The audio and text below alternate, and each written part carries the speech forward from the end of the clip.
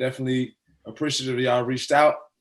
Definitely excited for the night, Oh, absolutely. Same here, man. Same here. So, Same. hey, we ready to get it started, man. I done already hit record, so we rolling, G. Yes, sir. Are we rolling? Yeah, We hey, let's roll. go. Let's go. All right, man. Give me just a second there. Let's get it popping.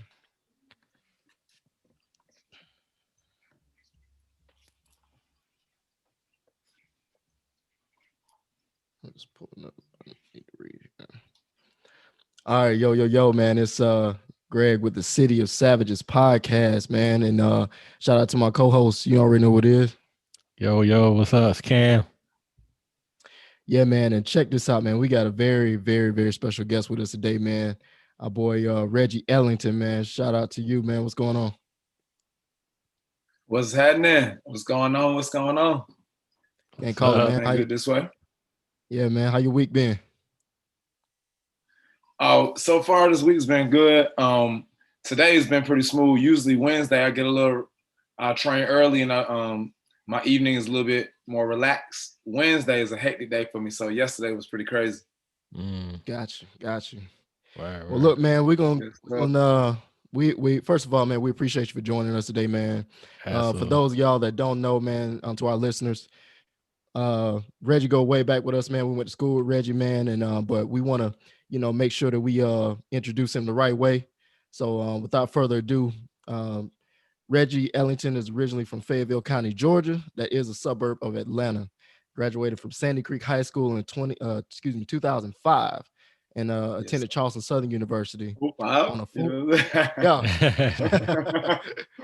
on a full athletic scholarship, man. Shout out to that to play running back, man.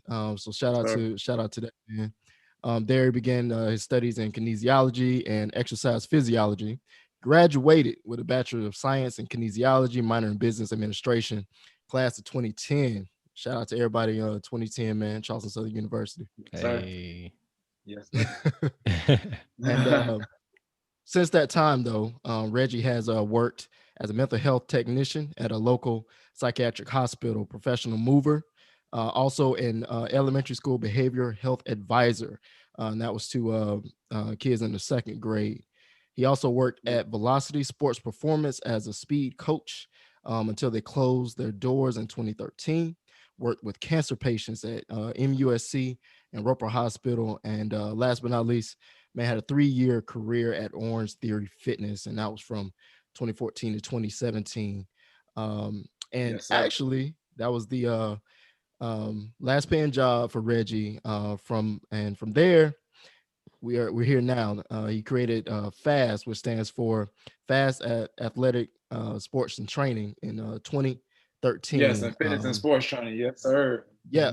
Thank you for the correction, man. And he went on to start that, and that's where we are now, and been rocking ever since, man. So shout out to Reggie, man, and yo, that's dope, man. That entire growth from that point, man. So yeah, for sure.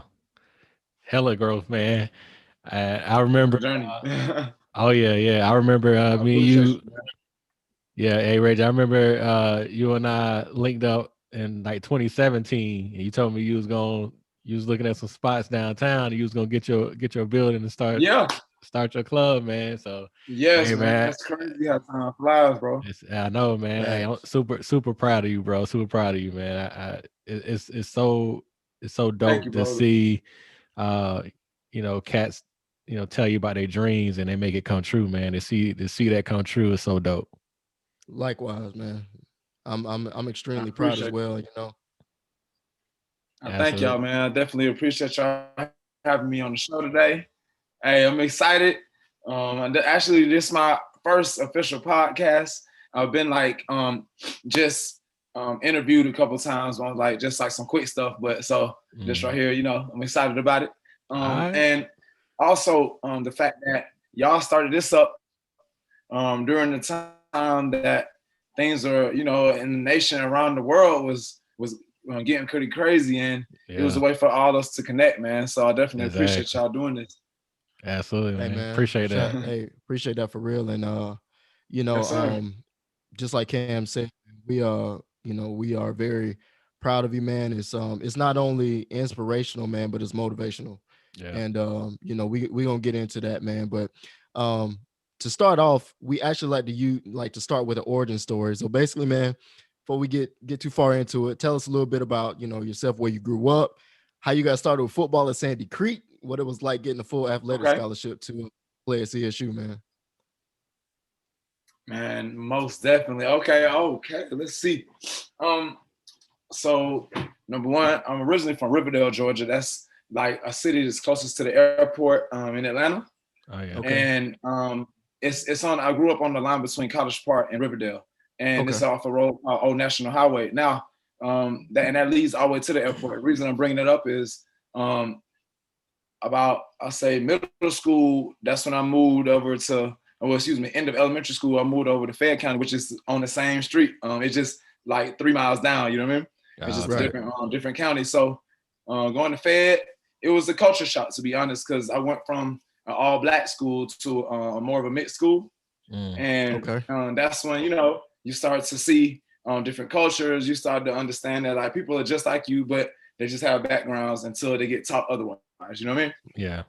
Right. So from there, actually started playing football when I was 8. And that became it's just because I had a lot of energy, used to like to do play rough. So my dad was like, "Yeah, we gotta get you signed up for football." Like, so you gotta go hit somebody because you play around, you gotta let play. Yeah. Hold on one second. Let me show this thing. Yeah. Okay, but yeah. So sorry about that. Now from there.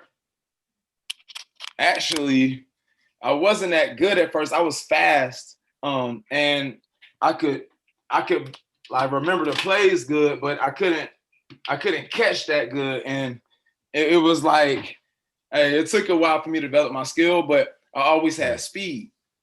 So to end up going through high school, and honestly, I went to Sandy Creek High School. I went to high school. I don't talk about this enough, especially. I'm on my journey as a sports. I went to high school with Calvin Johnson, Megatron. It was a big one of the best wide receivers ever came through the NFL. Oh yeah, and me and him played for 3 years.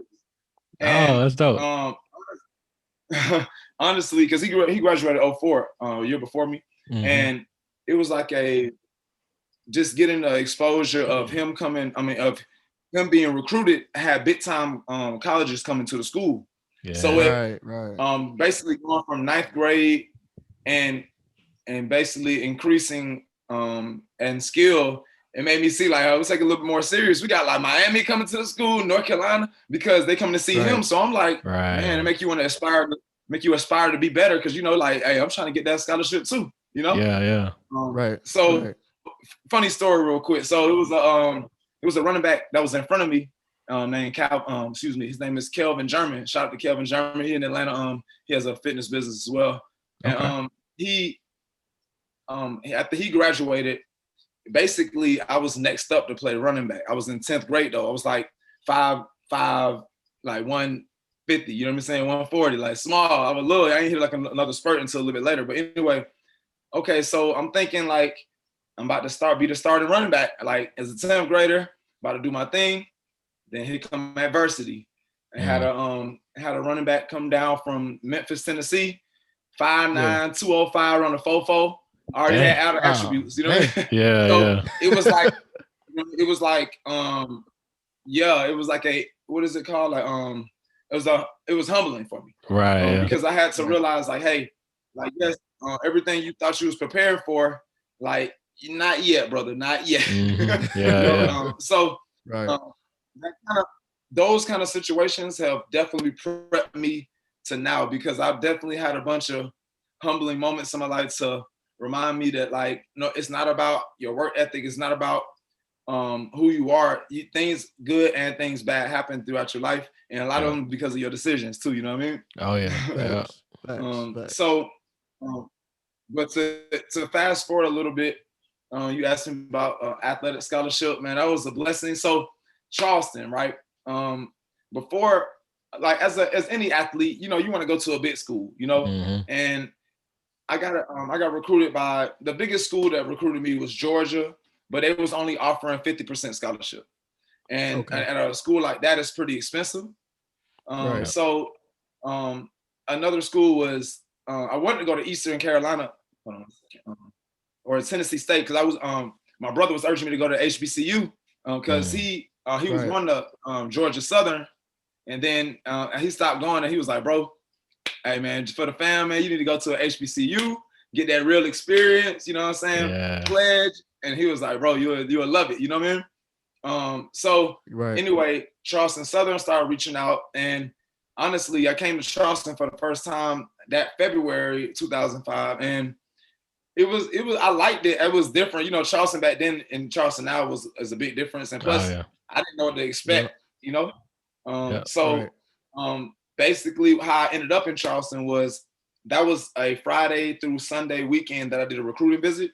That Tuesday, Coach called and was like, hey, basically you got 24 hours to let us know if you want the scholarship or not, because you know, we got a lot of kids that we can offer this to.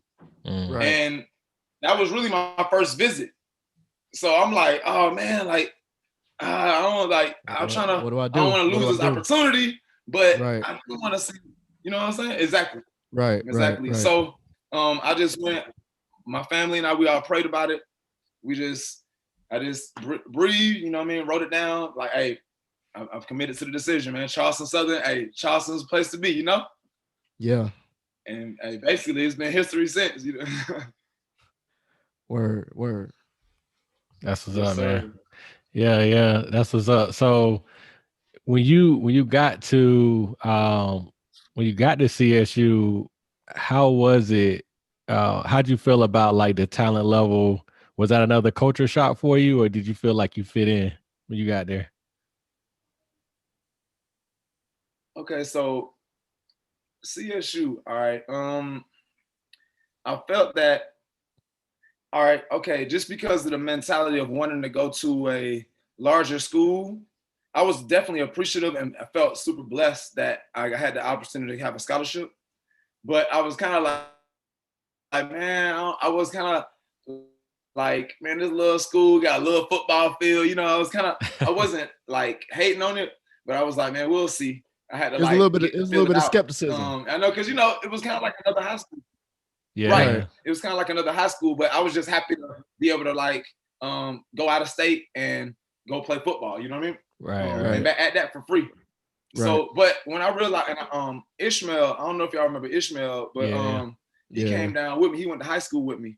You remember Ishmael? Oh yeah. I remember him and this dude. Heck yeah. Him and this dude Justin Williams with the dreads. He was on my way too. Yeah, I remember. Yeah, so we all came down. It felt pretty comfortable. Yeah. That's dope when you can come down. I know y'all boys go back. Oh yeah. Yeah. Well, I met y'all boys before I even met Greg. Because y'all was on campus a little bit early, and I was on campus early because I had done so I came to CSU on a scholarship on the computer science. I was doing a computer science program initially. Hey, and so they gave me a partial scholarship to start in that computer science program. And so the caveat was I had to start in summer 2 to start taking some classes, right? Gotcha. So that's why I started school in 2005. I started school in July, where everybody else came in August. I had already been living in the quads, you know what I'm saying? So I was there before all the freshmen. Everybody been living in the quads, right? Yeah. So I had met you, Ish, and Justin before I met most of the other cats, because y'all was there a little bit early. I remember that, man. And all that stuff. Yeah, man. Yeah. So yeah, I remember y'all boys was thick as thieves, and I was trying to walk on at the time. Yeah, most definitely. No, man. But I still remember this, Cam, because I remember you was in the Brewer Center. You was lifting with somebody. I don't know if it was Greg, but it was somebody. But I remember you was like repping 205 for like sets of 10. And I was like, but that boy Cam strong as hell. But I remember this shit. When you was doing like 4 rounds of 10, I was like, okay, that's the last round, but he's still making 10. I was like, okay, he's strong as hell right there. Yeah, I ain't gonna lie. When I came out of high school, I was a beast. Like I was small, You know what I'm saying? Like my arms you are were big. that though, bro. Yeah, no, my arms is big. Like, but I was only weighing like 175. So I really was trying to get my weight up some more. But I was strong because I could bench like 315 easy when I got out of high school. See? Yeah, so I was, I was beasting on the bench, and I was squatting like, I don't know, 350, 365, something like that. So shit, that's decent though. Shoot. Yeah, it's decent, But yeah, man, my biggest thing coming out was my speed. So you had the speed, I ain't had the speed. That's what I was lacking at. So I had to compensate with strength, man. Hey, you gotta use your strength. You know what I mean? You gotta use what works for you. I feel you though, man. Yeah, and that's another. I actually talked to my athletes about a lot about that, but we'll talk about that. But what's funny? I remember Greg because I remember like I think it was our freshman year or sophomore year. You both pulled up with the red Corvette, or that was your pops, or somebody pulled up, and I was like, okay. You know what I'm saying? I remember that like vividly coming out into the front of the quads and being like, shout out to somebody around and clean out this thing for real. Oh yeah. Yeah, man. That was my pride and joy, man. I got that from my pops actually in high school. So he made me work for it though. I had to work for it, I had to pay for it, and all that. But I remember I got it junior year and I was like, man, I'm gonna be I was like, let me push this to college, you know what I'm saying? Because I came to CSU on a different story, man. I didn't have any scholarship. I was a C student in high school, bro. Like I was chilling. I came as a C student, and I remember I took the ACT, and my scores were like they were just okay, but I had like worked my behind off at like my last year of high school, and they were like, well, we're gonna let you in, but you need to do a little bit better on ACT. I think I might have like increased my I studied so hard. Like I don't know what it was. I think it was because they was kind of rejecting me. But I was like, I really want to go to CSU because I love I think it was because it was small. And to your point, it just seemed like it was just gonna be like a family type, homie type feel, but you still like not too far away from the beach. So I was like, man, I think I want to go here. So I ended up increasing my score between like 10 to 15 points on the ACT. And that's major. They were, and I came back to the admissions office and they was like, you good, so we'll see you in the fall. I was like, that's what's up. Let's go. Let's go. You know what I'm saying? Man. Hey, it was all meant to be, man. You know what I mean? Absolutely. Sometimes we can't even tell up front, but hey, it's all part of the story, Exactly. It's all part of the story, man. So Reggie, did you always play running back? Okay, so when I first started playing football, I played offensive line. When I was playing rec ball. Yeah. I played offensive line. So I honestly was just because I wasn't fat, I was just a little bit shorter and thicker. Mm-hmm. And at the time, we already had an experienced running back. I remember being able to know how to play for real. So I didn't become running back until I was 10. Okay. So that was that was the third year I played football, and after that I stayed playing running back from 10 until basically 22. Okay. So 12 years. Okay. Yeah. But my last actual my red shirt sophomore year at CSU, they changed. I switched my position from running back to corner. Okay. So, and that's a crazy story, but basically, I had to relearn how to play defense. It was different. I bet. Hey, that's wild. So, like, I have to ask, you like defense or offense more? My brother, after playing running back all those years, hey, switching over to the dark side, bro. I'm a fan, man. Hey, they got me because hey, corner, man. Something about corner, bro. Like being out there on that island, like it's just really an athleticism battle. But it's like timing. It's like it's like preparation. You know what I mean? People don't understand. If you study film. people don't. I didn't mean to interrupt. I was just gonna say. I mean, I played corner. No, go ahead. I played corner, man, and I honestly wish I would have stayed with it. But like y'all boys, man, y'all was I didn't start lifting until college, bro. Like what I'm saying, like really lifting. You know what I mean? Because I stopped playing in high school. Yeah. But I was like the smallest on the team when I started playing B team. And then I first started playing in 7th grade, but then I started playing B team. But I mean, coming out of what college, bro, I might have been 140 soaking wet, bro. So I didn't really see I didn't really see myself like having a career or future in playing football. But maybe if I had the same size that I have now, I might have continued. Because, bro, I didn't stop growing until after I graduated college. It's different. No, bro, I seen that. I was like, damn, Greg got big as hell. Yeah, facts, dog. Facts. No, I saw this picture. So it was like maybe like 4 years ago. I think you was doing the Spartans.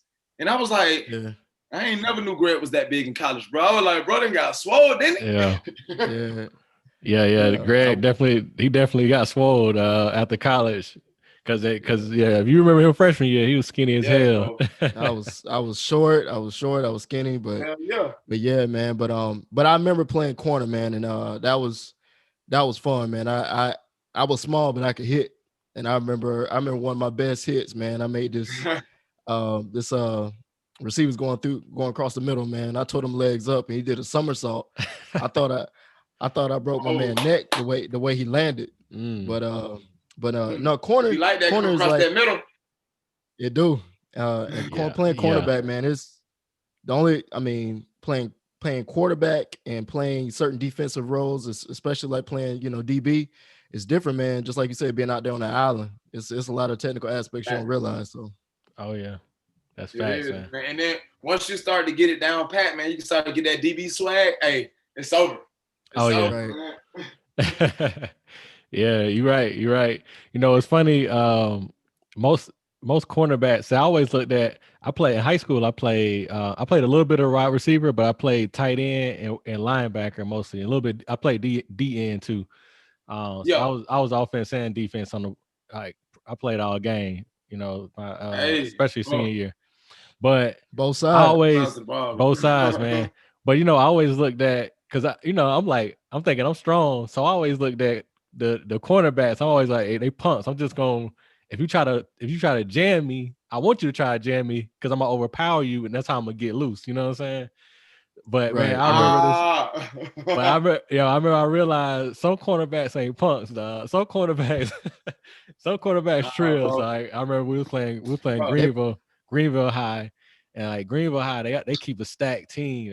They always stack. They got D1 players every year. They got like 4-5 D1 players like every year. But I remember this corner, man. He was probably about the same size as me.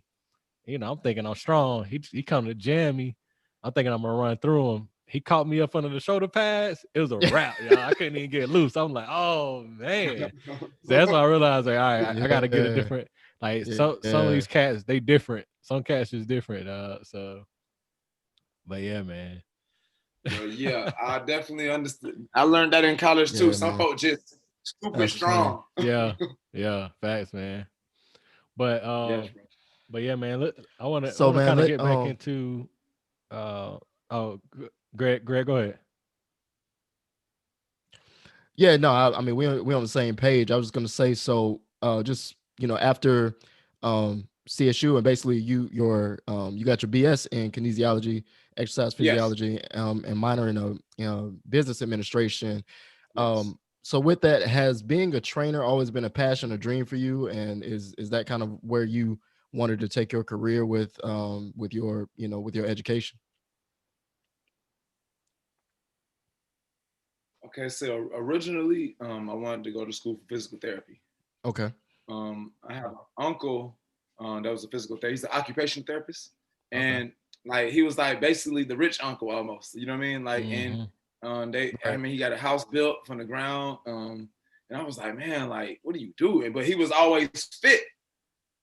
So, but I was just very interested, and I was always interested in the body, and I always had a lot of energy. So I like exercising, So CSU didn't offer any pre-physical therapy programs or physical therapy programs. Right. And around that time, around right before we graduated, they switched the physical therapy program into a doctorate program called the DPT program. And it's basically 9 more semesters after you get your bachelor's. So I was like thinking, okay, I did some shadowing at a physical therapy clinic, and it just wasn't up to my speed, man. It was kind of like very boring. It was like we were working with in that specific clinic, we were working with like most of the patients were 70 plus. And it was just like, man, I could definitely be rewarding for these clients. We can make it fun, but I wouldn't be doing myself a service, because it's like I can do a lot more than this, not the knowledge part, but as far as the ability, So it just became into fitness. Okay, cool deal, man. Yeah, man. So when it comes, I'm kind of skipping forward a little bit, but you started taking I realize, what you do now, it's kind of in a different arena than what most physical trainers do, right? So like, you see the typical physical trainer, especially on Instagram now, they're mostly doing different exercise like resistance training and things like that. But your stuff, you base your stuff, you kind of took your athletic career, like as a running back, and all the things that you learned as a running back, and you put that into like a fitness program, right? Kind of tell us about that. How'd you come up with F.A.S.T? Like what inspired you to do that? Man, that's a good question, man. Appreciate you. So, all right, well, we can't. I feel like I don't want to progress without addressing the elephant in the room of like how I end up even getting into like fitness. So so I say May 2008. Let's go back to May 2008. 2009, excuse me. Okay, so it's actually the end of April 2009. So it's picture day. All right, I got to plug this in because I'm soon to be sharing this to the world. Soon as things have progressed a little bit more, even on a larger platform with Facebook, whatever. So with that, it was picture day, all right, with the football team. It's my last year, and I got 1 season left. All right, and boom, picture day just happened to be on April 21st, the day after 420. All right, at this point, we didn't even spring football was over, so we like, we in the clear, sign to party.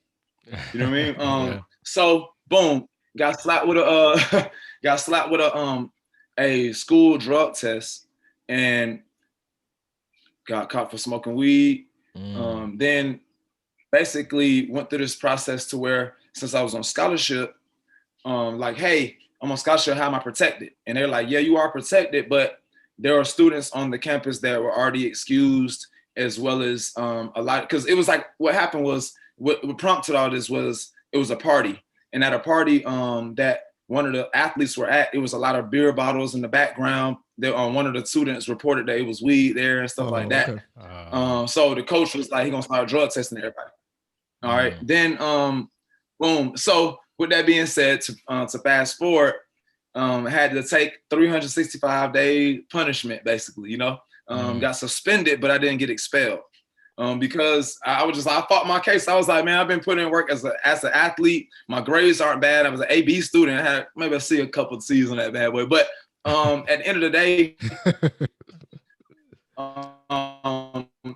it was like, hey, I didn't have any other. It's like, hey, I haven't caused any issues. I'm just being a young college student, want to smoke a little bud. Now, boom, when I was at home though, I had to move back at home with the folks. That was not cool. But anyway, during that time though, man, I learned a lot about myself. It was humbling. I ended up going to Georgia State for a little bit, downtown Atlanta, and I ended up linking up with a guy who owned the gym. And I also I met this guy when I was up there. They came to my high school and taught us a speed program when I was in 11th grade. So I ran into him. Okay. And he like, what you doing? I was like, man, got in trouble. And he was like, look, man, hey, you're a young man. You're gonna bump your head a couple times. Come see me. All right. Okay. All right. So I let him know what I wanted to do. And he was like, okay, cool, man. I think Monday, man, be a good time for you to come in. And next thing you know, he told me the time to come in. I guess he already like knew, he prepped it. I came early and it still was like already planned. And I got there, they just finished warming up with this group. And he was like, okay, yeah, this coach Reggie right here, he gonna be the coach for the day. I'm about to head out. Y'all take it. I was like, hold up, like, you know what I mean? Like, time I ain't even like, he threw me in the fire, bro. Like, hey, that's he was like, basically, dope. He wanted. Appreciate you, man. Appreciate you. I know it's the delay a little bit, Rick. So I don't want to over-talk. Yeah. Sorry about that. You good? Yeah, you good, Rick? Yeah, I can hear you. Yeah. Okay.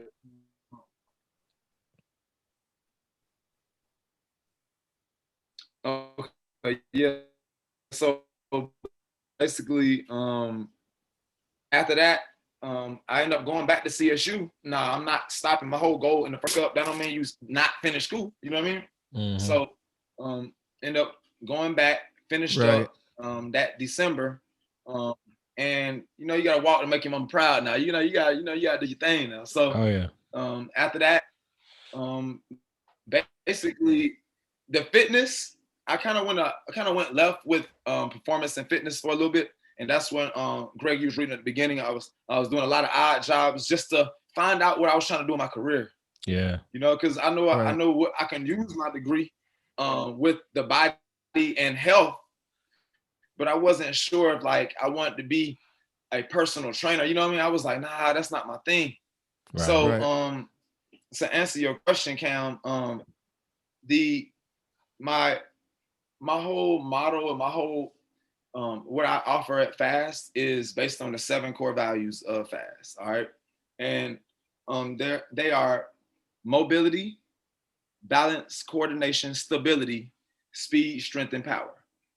All right. Now, with those, you're going to get some of that each session, whether it's going to be fitness or performance. Okay.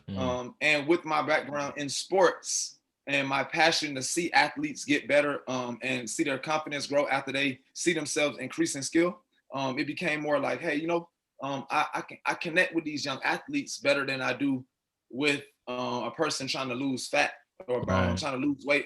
So it was, I was naturally pushed that way. Then the last piece of the puzzle was just talking to my mom about it. She just reminded me of some things that I used to do when I was a kid. Just like me and my uncle, I had a different uncle that was he was a Marine, and he used to make me and all my cousins do push-ups.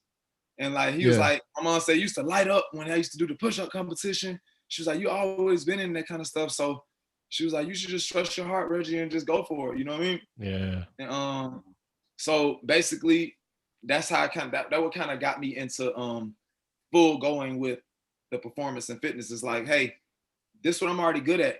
Like, what am I still looking for? You know what I mean? Like, I already have what I need. Yeah. Just go what you're good at, Oh, yeah. That's good. That's a dope story, Reggie. Absolutely. Thank you. Yeah. Very good story, man. So, like, before you did your own thing, you were working at, and I'm gonna go back to the some of the odd jobs too, as a teacher and or behavioral health specialist, all that stuff too. Yes. But I'm interested in the Orange Theory job. You think?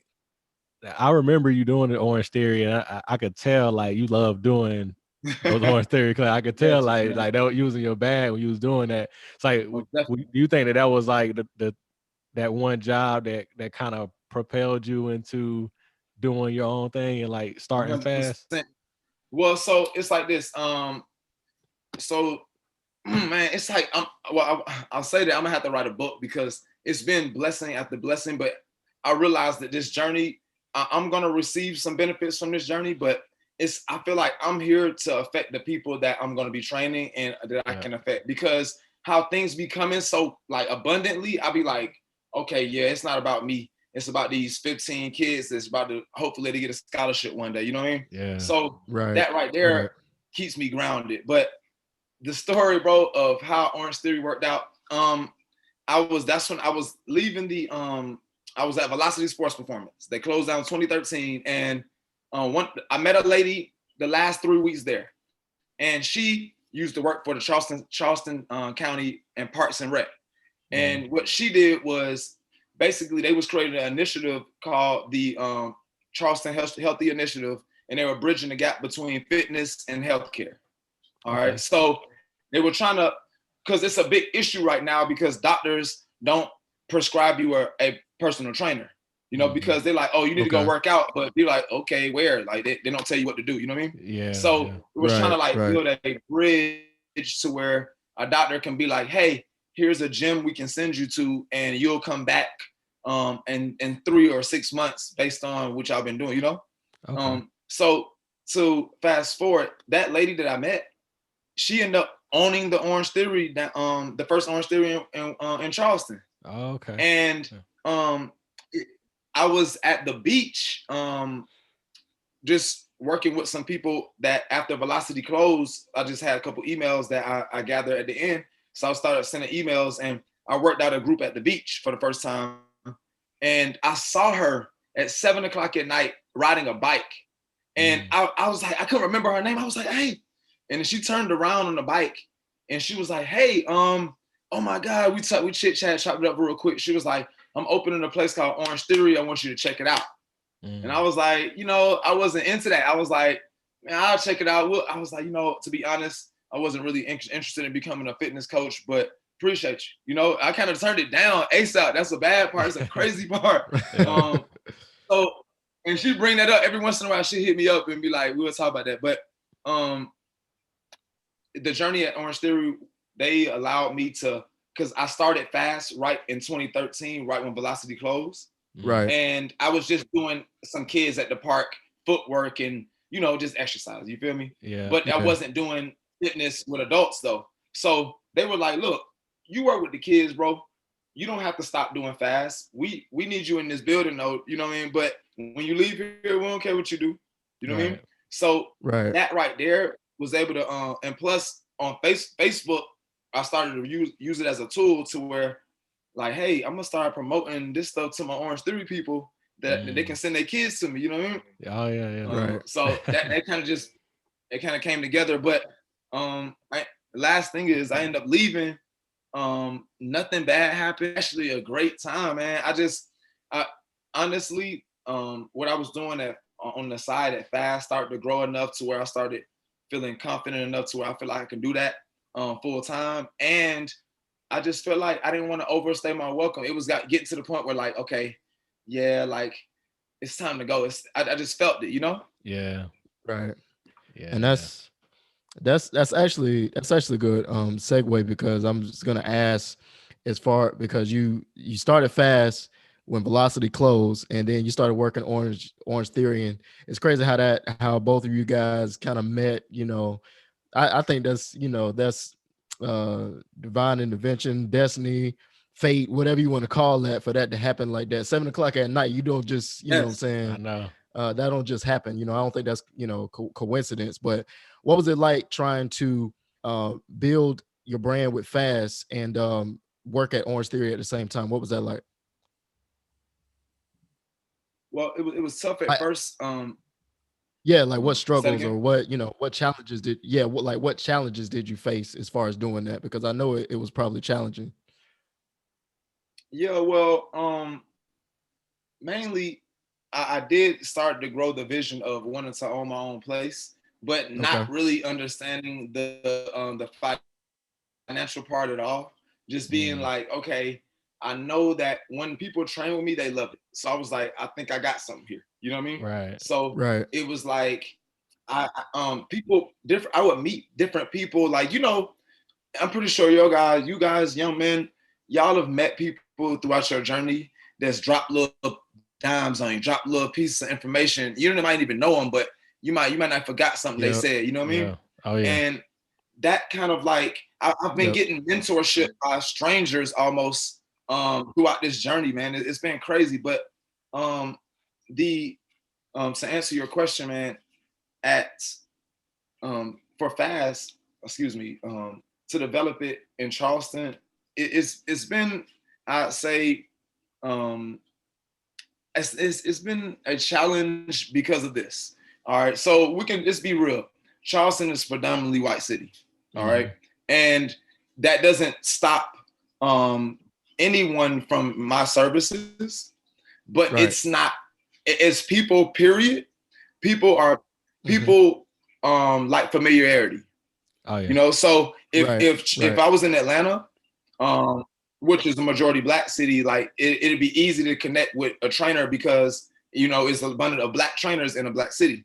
So for me, it was like I got a lot of skepticism at first, and some of them told me on the back end, like being honest, they was like, "Yeah, first we heard about you, we wasn't sure who you were, but you know, I'm glad we did it, you know, because it was like some young Black guy, like just training folks at the field, you know what I mean? So it was kind of like, who is that? You don't know him like that, you know? Yeah. That's I could definitely understand that. But yeah, it seems like it's been a blessing, you know, man. Like I haven't had a lot of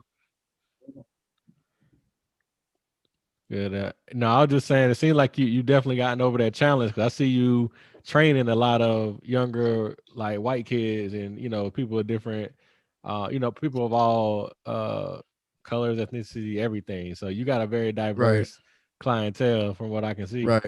Right. Yeah, so really Orange Theory helped with that. Let me tell you why. So in any community, you just take, even if you even take color or a culture out of it, people you have to build a rapport with people, you know? Yeah. And once your name start to bubble with doing something positive, it kind of attaches to when your name is attached to something positive, people feel good about wanting to support something like that, you know? Yeah. And then people start to get to know me, and they realize, like, nah, I'm just out here trying to help these athletes because I actually am still just as athletic, but I'm not trying to go to the NFL, you know what I mean? So and that's we can talk about that later on too, because people always ask me that. But the as far as being down here though, man, it's been, hey, what I can say is the number one question I get is why you never move back to Atlanta. And it's because down here in Charleston, I knew it was gonna be a challenge. I knew it.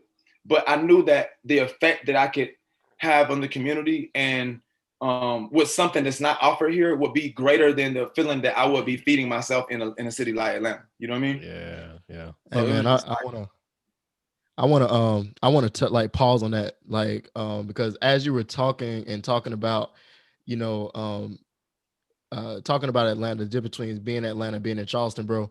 I just think that you're listening. I think, you know, you're taking bits and pieces of what you got from your mom, and what, you know, and listening to God, listening to yourself first, you know what I'm saying, but taking bits and pieces of your mom and maybe, you know what I'm saying, obviously you don't prayed about it, but listening to Reggie first, bro. Pops too. Yes.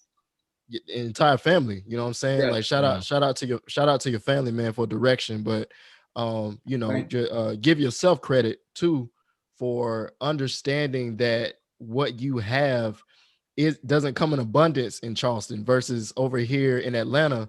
It might be more available to somebody else. So what you're doing here is affecting more change because it's not as available. You know what I mean? Thank you. I appreciate that. I think that speaks to, you know, your commitment to what you're doing for the community and other people, because it would be very easy for you to be like, I don't want to say selfish, but if you think about yourself more, because maybe you have more clientele in Atlanta, because maybe it caters to more, you know, to more ethnic background or something like that, which, you know, it doesn't matter, you know, what your ethnicity is, what your socioeconomic status is, or anything like that. You're going to work with whoever wants, you know what I'm saying, to be better. You know what I'm saying? No matter no matter that money green. And if you want to get better, you know what I'm saying? Let's go. But you know that you can be groundbreaking and affect change in Charleston. And so I commend you for planting your seeds in Charleston and knowing that your change is going to be greater there. I think that's dope. Man, I appreciate it, man. Thank you for even noticing that, man. For real. Yeah. Yeah, definitely. And the thing is, in Atlanta, of course, we know a bunch of. I know there's like a lot of pro athletes that's come out of Atlanta, and just celebrities in general, right? Right.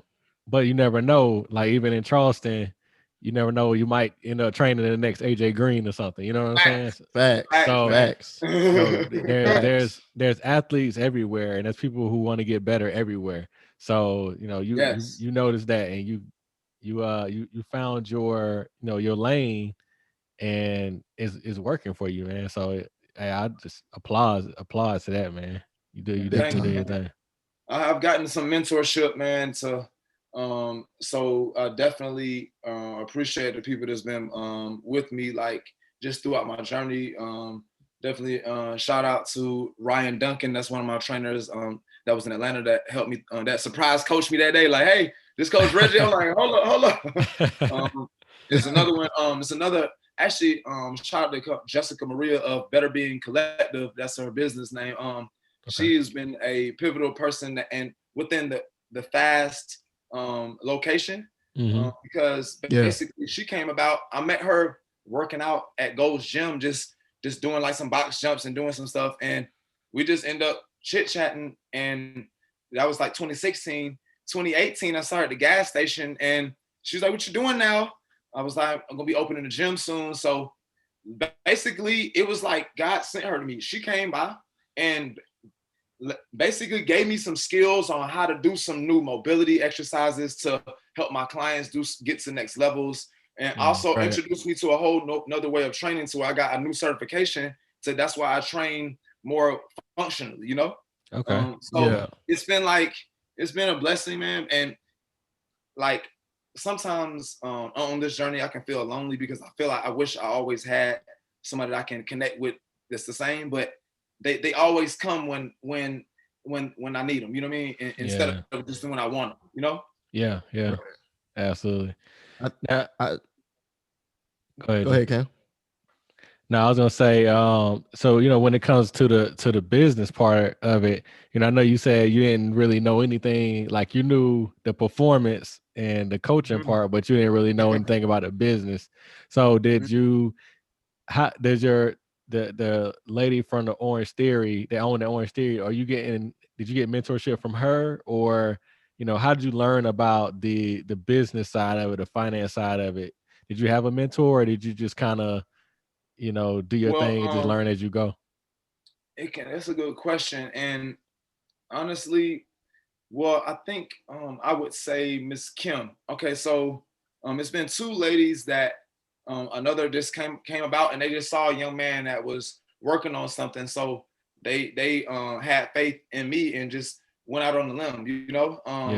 Miss Kim, I went to the bank one day. I was just like, because I was trying to find out how to form an LLC, and I know someone told me you can do that with your bank, and then you can just talk to them. They can file it through the Secretary of State at the bank or whatever. And so I set up a meeting with her, and I wasn't sure because I read about it, but when you were reading about stuff like LLC, corporation, you kind of need somebody to explain it to you, because all these words, you don't really know what to expect, Right.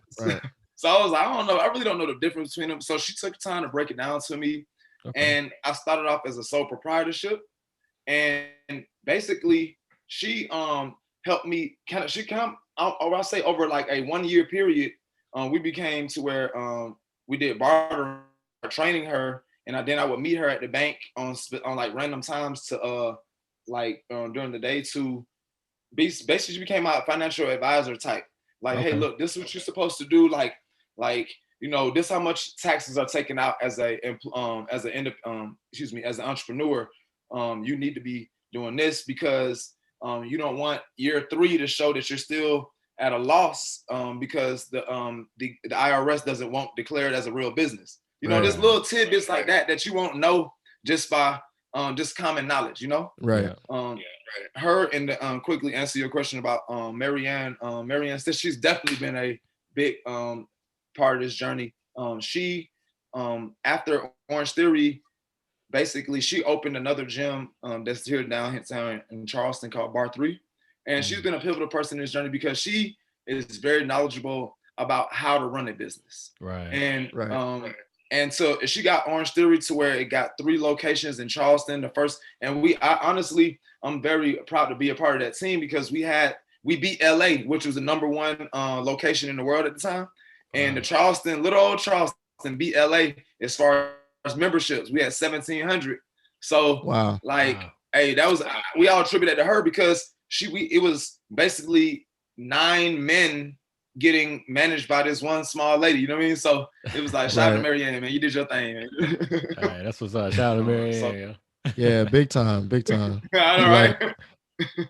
Yeah. And with that, you know what I'm saying, just like you said, you know, just feeling like, you know, God brought those individuals to you that help you, you know, just kind of like take you under their wing, so to speak, and kind of let's like show you the business side, show you little tidbits of information that's just going to help you continue to grow your business. So at this point, man, F.A.S.T has been flourishing, bro. Like, I just want to just talk about that, man. We've seen not only your clientele grow, but your followers grow. You got a TikTok video out there that went viral. You got like 4 million people that done watch this thing now. You know what I mean? So like, but now seriously, like, I mean, and just your approach to everything and the way you go about it. You don't typically train the way I see other trainers train, man. Like, your focus is so specific, man. And I just think it's so different. And so that, I think that's also a reason why, you know, you attract so many. What do you see your vision will be, you know, with F.A.S.T within the next, you know, 5 or so years? Or what's your vision like? Do you plan on opening another F.A.S.T or you know, what do you see next for F.A.S.T in general? Oh man, thanks for asking, man. So that's a question that I just came to a crossroads to, because I recently visited Miami in February, and when I first created my business plan, it was the initiative to potentially franchise once I see what the business is growing, you know, and I'm like, okay, I can see that I'm on year 2.5 right now, so I'm like, okay, things are working out. So I don't see it slowing down, especially if I start mashing the gas with some marketing. Maybe another location could be in the place, you know? Yeah. So that definitely would be an amazing opportunity. But right now, what I decided was to focus all my efforts into my location now and to try to grow that as much as possible to where I can take care of home. You know what I mean? That's been the location that's been putting food on the table. So I feel like once that flourishes and once people, you know, the community is like, F.A.S.T is the place to be. And, you know, we got like, then as well as we're seeing the results from the actual training, not just it just being a cool gym. It's like, hey, we're about results. Once those things start to grow more, and I would love to own real estate. That's dope. I'm gonna let Cam. I got a follow-up question because as soon as I know you said real estate, so I'm gonna let Cam follow up after this. But when you said take care of home, I think I thought about what you said recently, or a little bit earlier in the interview when you were talking about guys going to the NFL. So I want to touch on that. I know they come to you for that. So like, just talk about that a little bit. Real quick, and like explain, like, you know, how's that been, you know, kind of preparing these guys or these young kids for, you know, potentially being the next NFL star, man. What's that like? Oh man, it's super rewarding, man. The #1 reason that I love it is because they come in ready to grind. It's like they got a mission, and literally it makes me work harder. It makes me like, okay, these boys coming in, they want it. They trying to get to that NFL. They trying to feed the fam. So it's like, okay, let me go hit these books real quick to make sure I'm caught up, to make sure they know how to run because they always changing the rules when it comes to NFL stuff. Like, oh, before it was like your hand got to be behind the line. Now it's like you can put your hand on the line and run 40. It's like little stuff like that to make sure they're super prepared. So no disqualifications, no, just making sure they can eliminate the stressors. But for Cam, and you hit on something as well. It's like gonna be a conglomerate answer. What I do is I focus my training off of a biomechanical and a functional mobility aspect. All right. So what that means is we train in all planes of motion. So we train forward, lateral, and rotational. All right. Now, since our body moves like that, I focus a lot on basically how we already move and enhance that. So it's like, hey, if I can run pretty fast, let's find out why we're not super fast. If I'm already fast, there's probably something that that isn't timed correctly or something. So it's like it's almost like taking this athlete that's already super athletic, and they come into you like, help me get better, and you're like, man, like what else can I do? You already but then that's when you realize biomechanics. It's like, hey, the first thing I'll do sometimes, man, to mess with these guys when we're stretching and stuff, I'm like, I was like, who can touch their toes? Man, you see some guys in here running 4-1, 4-2, can't even touch the toes. You know what I mean? So it's like, oh, okay, yeah. So you're at high risk of injury. You might blow your knee out on year 2. Yeah, let's get you more mobile before we even start hitting some real weights. You know what I mean? Yeah. That's good, man. That's attention to detail for sure.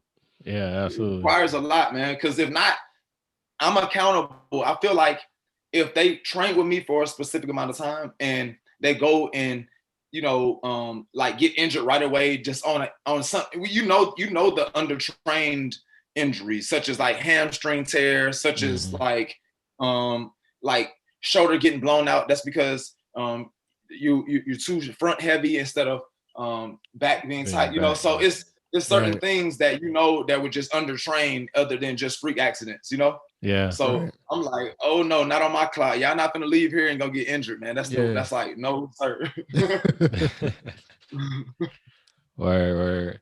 Yeah. You talked about being front heavy. I learned that. I worked at a gym for a short period of time, and I learned that at the gym, like, if you want to open up your chest. A lot of cats, they just lifting, they just bench pressing, trying to make their chest big, but you really gotta work your back. You really got to work your back. Got to, Yeah. You hit that back, that chest gonna grow too, because they're gonna give it a bigger platform. You know what I'm saying? Yeah, exactly. So yeah, I didn't know that when I was younger, but yeah, I learned that as I got a little bit older. But yeah, that's good stuff. So I got a question for y'all, man, real quick. Sorry about that, man. No, go ahead. Yeah. No. Okay, so all right, man. Being y'all 34? Yeah, I just turned 34. Yes, I'm sir. Y'all, that boy old. When your birthday, June or May? When your birthday? I know it's coming up sometime. Yeah, it's in June. Okay, bet. I know it's like sometime around there. Because all right, so now being the age that y'all are right now, all right, do y'all feel like you thought you was gonna feel in your 30s, or do you feel like you're still in your 20s? Man, I feel like I'm gonna let you answer that first, Cam. Yeah, most of the time I feel like I'm still in my 20s, because I thought that I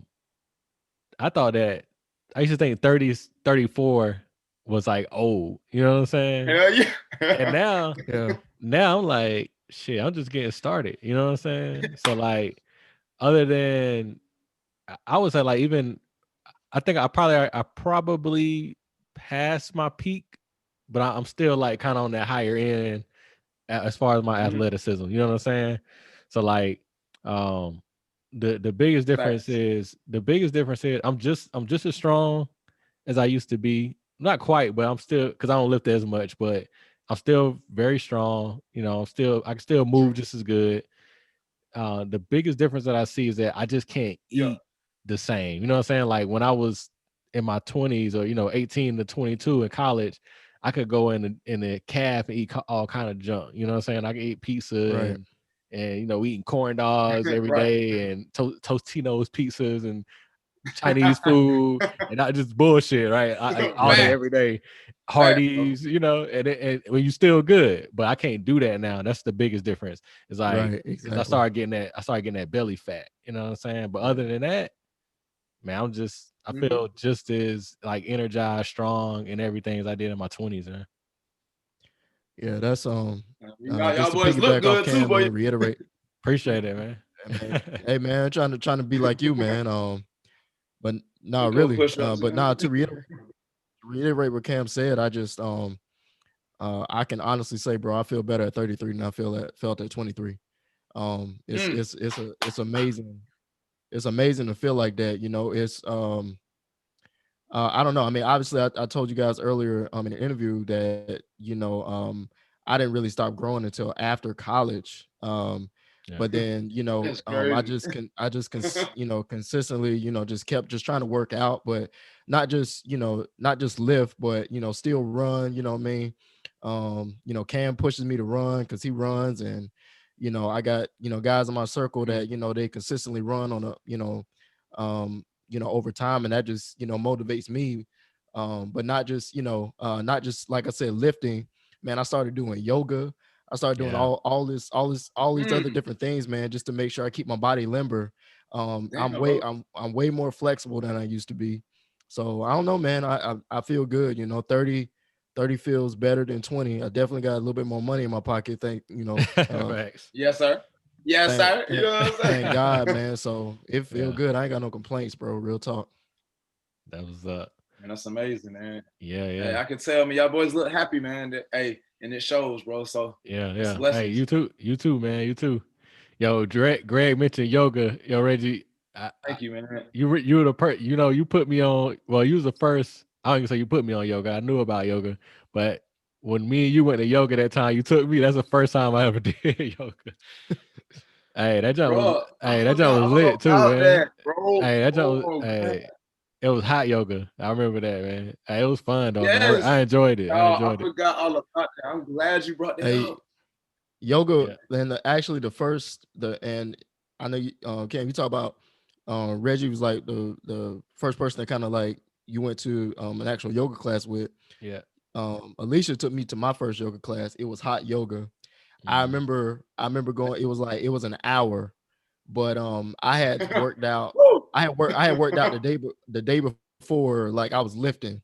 You know what I'm saying? I thought I was doing something. You know what I'm saying? I'm pretty sure I was like putting up some good weight too. And the next day I went to hot yoga for an hour.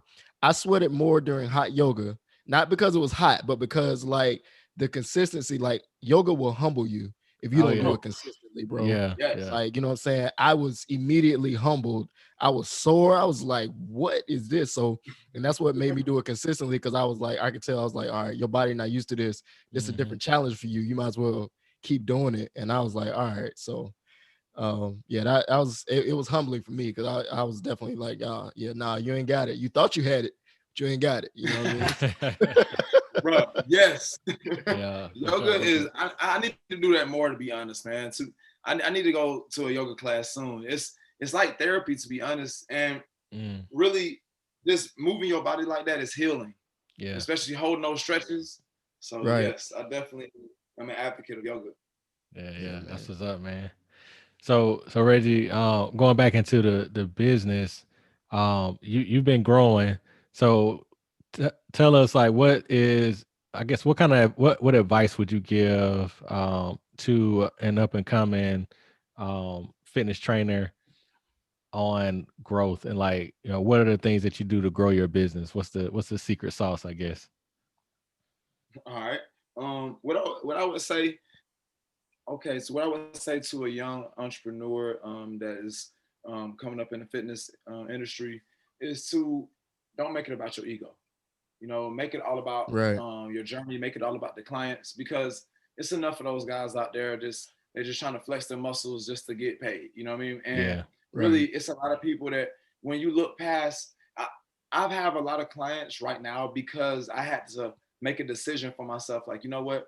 There's more from, like, let's say about 4 years ago, I was like, nah, number one, it's a guy that went to the Citadel when we was at Charleston Southern. His name is Josh Haney, and his dad is a famous bodybuilder named Lee Haney. He went to high school with me, and his dad said, like, when I went back home, I guess this is when I had got in trouble when we went back home, I ended up talking to him and stuff like that, and he was like, you'll do fine in the fitness industry. He was like, now one thing now. He was like, you're gonna have a lot of women coming at you. It was like, how you be successful as a fitness trainer is not to shit where you eat. You know what I mean?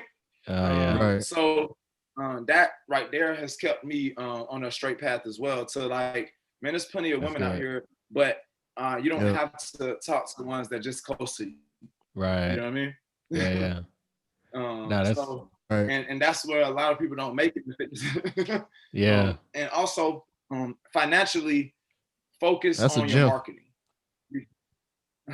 focus on your marketing, because if you, as a fitness trainer, if you have integrity and you are actually changing your client's life by giving them what they need, because they're, but that means multiple things though. That means having integrity enough to where if somebody's coming to you for something that you don't offer, to refer out.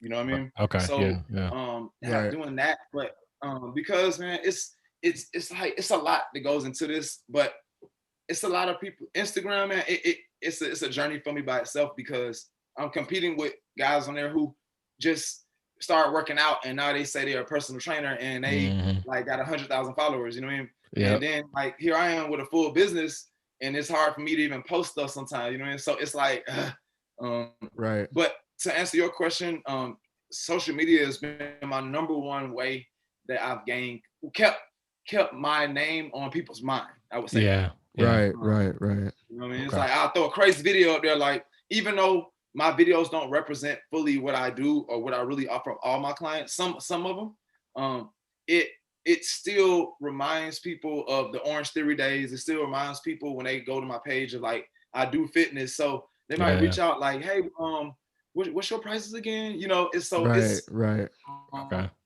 So I'm working on right now the advice that I would give the young guy, that marketing. I did it backwards. I started off with I had a set of clients before I opened my building in 2018, and I knew that it was going to grow, but I focused a lot on the aesthetics and making sure the experience was going to be amazing. And what I would say is do that. But if you up and coming, man, focus on, I would say, don't even sleep up until you open, passing out cards, getting everybody that you single know to know your business name. And he said, because by the time you flip that switch and doors open, it's out there. Right. You know what I mean? It's out there now, instead of doing it on the back end. Oh yeah. So it's like going back. That's good. That's good. That's what man. I would do. So yeah, man. No, I was just gonna say, man, that's good info, man. You definitely dropped the gym, especially with what Lee Haney told you. I think it goes back to what you told us, where you're going through your journey, but you meet different people that just kind of give you certain things that kind of stick with you and allows you to continue to grow in success. And that's one of those things where it's like, you know, don't shit where you eat. Like, you know, it's like certain things like that, little things like that. When certain situations may come up, it literally is gonna go, and you like, nah, like you're not about to throw me off my path or any situation like that. Temptation, so you gotta be like, nope.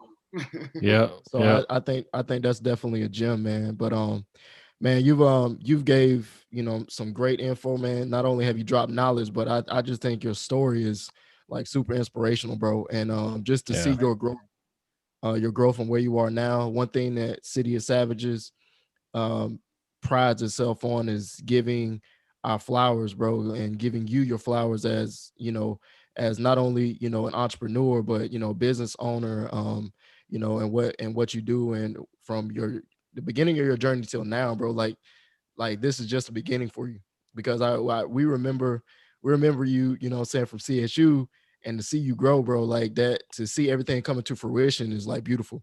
So, you know, like it's just, it's only, you know, it's only the beginning, bro. So like I said, it's inspirational, but just giving you flowers, man. Just keep doing what you're doing, and continuing to just, you know, plant the seeds for these individuals, because like, you know, obviously God is blessing you to bless others. So yeah, you know, I want to add to that, man. You know, another Atlanta, a famous Atlanta person. You ever heard? I know you know who Inky Johnson is, Reggie, but you know, Inky Johnson always talk about, he always talk about, you know, that adversity, right? And you know, one of the things you talked about in your story was you going through that adversity several times, but specifically when you got but specifically, you know, when you got in trouble, you know, when we got caught up on the drug test thing, and a lot of cats would go home and be feeling sorry for themselves and kind of give up and never go back to school and never finish what they started, and you know, and lose that inspiration. So, you know, I want to, of course, like Greg said, we give your flowers, man, but I want to just, you know, just let you know, like, I'm proud of you, and it's so dope, man. It's inspirational that you didn't let that adversity stop you from doing what you're doing, man. Because if you let that adversity stop you, not only would that don't just affect you, that affect all the other people whose lives you change through what you do. Big facts. You know what I'm saying? So big ups to you, man. Shout out to you and what you do, bro. Yeah.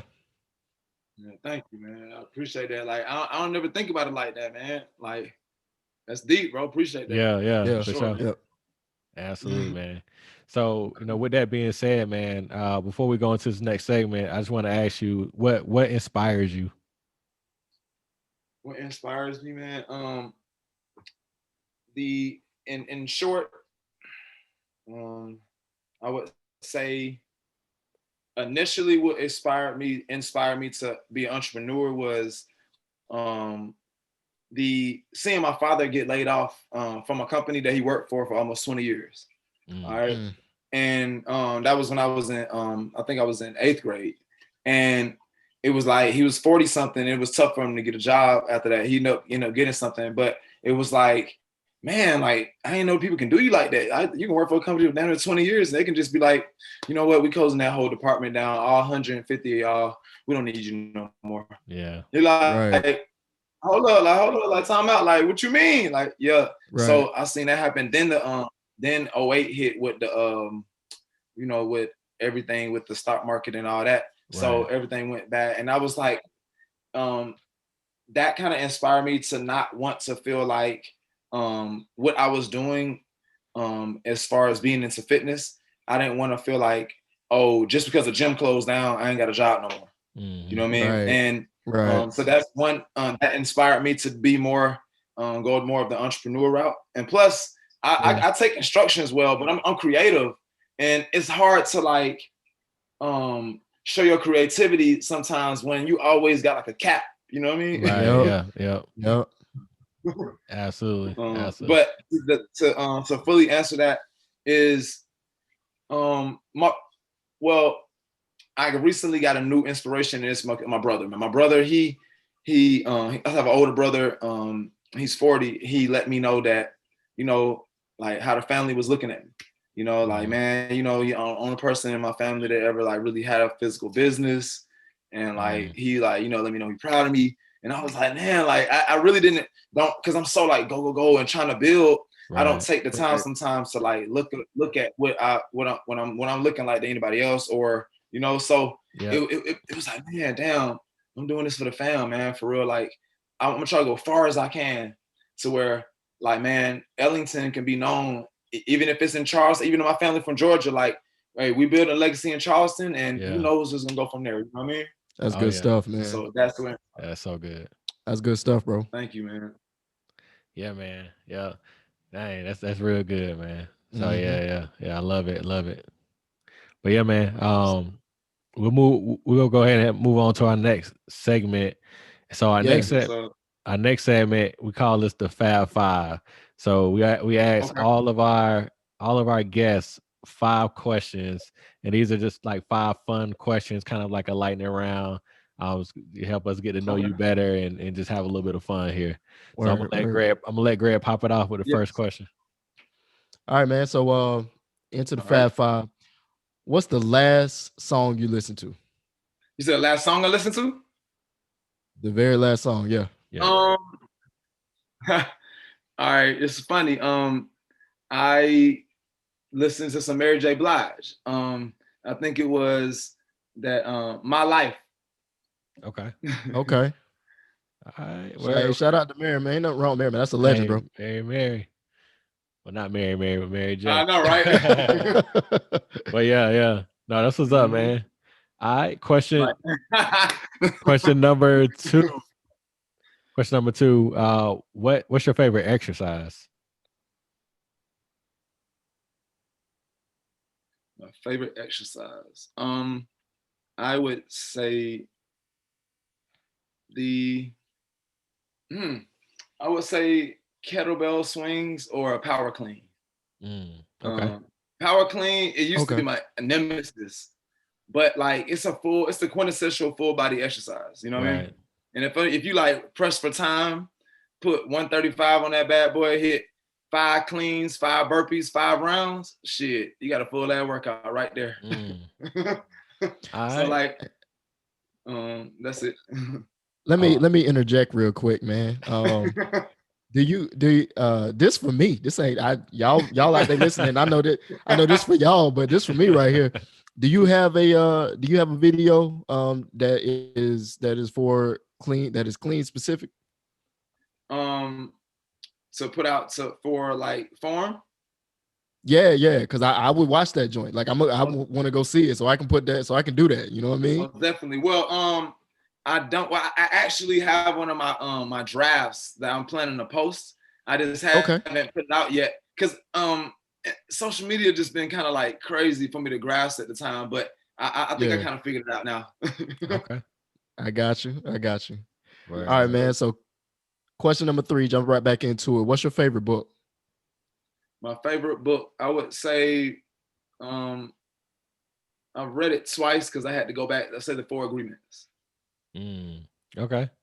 Yeah. I just recently read that one for the first time, man, and it's a good one, man. I think the biggest agreement that I've had to adjust to, and that's helped me, is like not taking things personally. Yeah. That's a big for me. So that's a good book, man. I'm gonna have to probably try to read that every year. So. Oh yeah. Yes. And that's what's up. You the second guest that mentioned that book, man. Yeah. Yeah, that's a good one. All right. Question number 4. How was it taking your first official vacation since opening F.A.S.T? Woo! Man. Amazing, man. Shout out to Juliana, that's my boo. We went down there together. And that was a amazing time, man. Just like, because I've been to Miami a couple times, but not never like as an adult. You know what I mean? Yeah. And, right. I've been like, as a young man, but to go now and to appreciate culture a little bit more, and to been out of the country before, but to have the aspect of being out of the country without the language barrier in Miami, man, I just really just felt amazing being down there, Yeah. And it was February and it was already in the 80s. So it was like, man, life's good right now. Oh yeah. That's what's up. Yeah. I tropical, baby. Yeah. I saw you, man, and I think you touched on us looking happy, man, but you looked happy out there, man. You look good, you know what I'm saying? And you look refreshed, bro. You know what I mean? It looked like a hard work paid off type of moment, you know what I'm saying? So yeah. Good stuff, man. Thank you, man. Thank you. Yes. Oh my goodness. I'm ready to go back, to be honest. Like, it was just the environment of, so as y'all know, man, Charleston is not really a big diverse city, So just to be down there with there's so many like different cultures, and saw a lot of Black people that was fit. Like it just felt healthy, it felt good, you know what I mean? Oh yeah. Miami's a different world. Like I remember when we went down there, we originally went, what grade, like 2013, I think it was. Man. Yeah, man. Yeah. 2012 or 2013. But anyway, man, I was like, yo, this is it's a different world, yo. Like, it was different. It's different, man. It's like that was it's an like amazing nothing you ever seen, yeah. But yeah, you're right, man. It's super diverse, and like you just see, like you said, man, you see so many people that's fit. You see a bunch of ballers. Everybody got all the nice cars. Yeah, man. Yeah. Miami's lit, yo. Miami's lit, yo. Beach is nice. Beautiful beach. That's one of the best parts to me, because just to sit out there, seeing that clear water, man, and like the sand was like different than the Charleston sand, because it don't just be everywhere all over your body. It's like you can just brush it off. Yeah. Like that was one of the things I noticed. I was like, damn, even the sand different down here. Oh yeah. Yeah, Charleston Beach, man. Charleston Beach is it's like a mixture of sand and dirt. Where it's like, you know what I'm saying? Like Miami, you got sand, like real sand. Right. Yeah, man. Right, go ahead, Greg. Last one. All right. Yeah, my bad. So final question. Will the Tampa Bay Buccaneers repeat as champions? Oh man, you know what? Looking forward this year. I don't know, man. I'm not sure if they had any trades just recently, but I'm thinking, well, Mahomes, that kid did his thing, man. I mean, not Mahomes, because I was thinking about Chiefs. Brady, do you think Brady gonna come back? Oh yeah, he coming back for he sure. Coming back. He coming back. Gronk's coming back. They got a lot of young guys with a lot of veteran people too. I think specifically a lot of guys renewed their contracts or thought about leaving. That's not leaving just because Brady is staying and just because Gronk is staying. So, you know, it's crazy because I would say too. Shit. Oh yeah, for sure. I don't know, man. I don't know how. I think Kansas City can hang with them, but I think Baltimore can hang with them. But I don't know, man. It'll be crazy to see. So just wondering, you know, we know you're a football fan, so just wondering what you think. Yeah, right. I don't know, Mahomes. And you know, I'm traditionally a Falcons guy. Right, right, of course. What'd you say? Not gonna say. I was saying Mahomes. He gonna have a chip on his shoulder now. He gonna have that chip on his shoulder. So I don't know. Yeah. And then he's young out there. So yeah, the more he gets experience, man, and like to play at that kind of level, I don't know, bro. It might be a fight, but we don't know. I'm curious to see what the Ravens, like you said, the Ravens gonna do, because last year it wasn't. They made it all the way to the end, and so we'll see. Yeah. I feel like Pat Mahomes and Lamar Jackson, I think they both kind of playing with chips on their shoulders this year. Yes. Just because, you know, they hear a whole lot of people talking about what they can and can't do. So we'll see. It'll be interesting. Yeah. Where's Cam? Y'all know about Cam? What Cam gonna do? Cam Newton. He's still with New England. Did he re-up? I'm pretty sure he did, man. Unless they changed something. Bill Belichick say he was at least rocking with Cam for one more year. Listeners out there, fact check me, but the last I seen, he was still rocking with New England. So, that's what's up. All right, I got a bonus question. Since you was a running back, Reggie, who's the GOAT? Sir. Who's the GOAT running back? GOAT for me, Barry Sanders. Okay. All day. Day.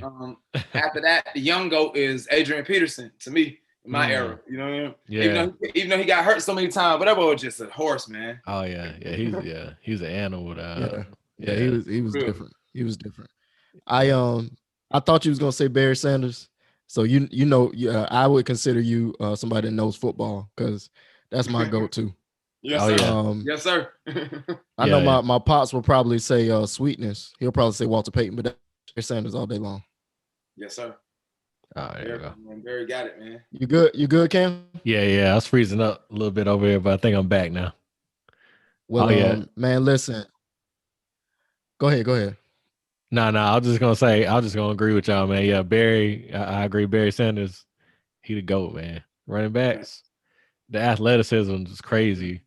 But yeah, man. I know. Ankle mobility, they better be leaning to the side. Right. And still be getting everything. Facts.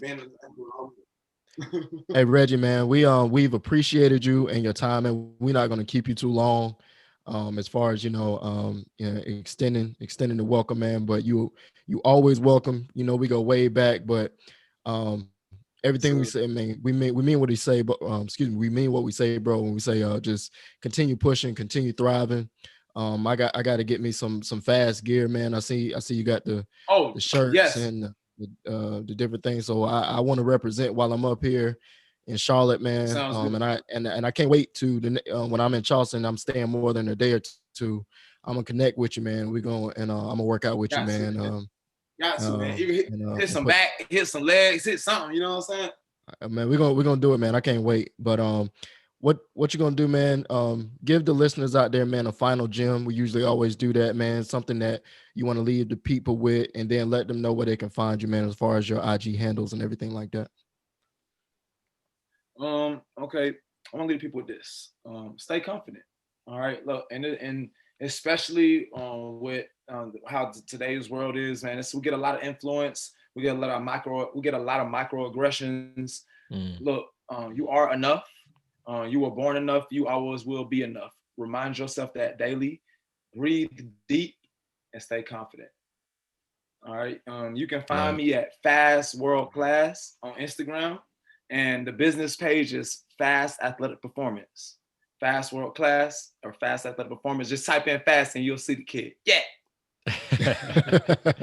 Word. All right, Cam. Hey, it's good stuff. Hey, Reggie. Hey, appreciate you, man. Love the gym. It's good stuff, man. Hey, everybody, you are enough. Thank you, man. Hey, again, we appreciate your time, Reggie. Appreciate the interview, all the gems you dropped, man, and showing love. And like Greg said, man, hey, keep doing your thing. And hey, I can't wait to see what you do next, bro. Thank you, Big man. Facts. Yeah. Once again, I'm honored that y'all even had me on the show, man. This is a big time blessing, bro. Can't wait to share it. Definitely. I hope y'all boys blow up. You know what I'm saying? Hey, appreciate it. Man, that's amazing. I definitely aspire to be like y'all boys one day for sure, man. Word, man. Hey, appreciate that. Hey, for everybody out there, appreciate y'all listening to the City of Savages podcast. This is episode 17 with Reggie Ellington. Go cop the merch. Go visit his gym. Go support the page. Go check out the TikTok videos, Instagram videos, Facebook videos, all that. All that. And we out. See y'all. We out, baby. Y'all have a good one.